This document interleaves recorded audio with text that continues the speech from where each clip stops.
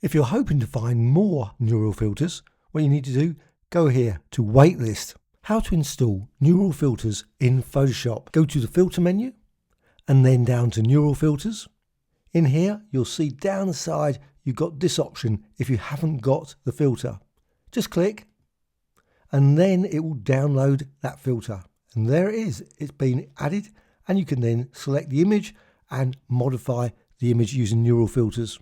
Also, if you're not actively using the neural filter, you'll notice that the slider is here. If you want to use it, simply click and then skin smoothing or whatever will be activated. Once you've installed it, simply go over here and then just change the settings, smoothness and blur, etc. and then click OK. If you're hoping to find more neural filters, what you need to do, go here to waitlist. If you want more neural filters in Photoshop, go to the waitlist, go to one of the options here, and then click I'm interested, and then put a comment saying why you want this filter. See, type your response here and then submit to Adobe.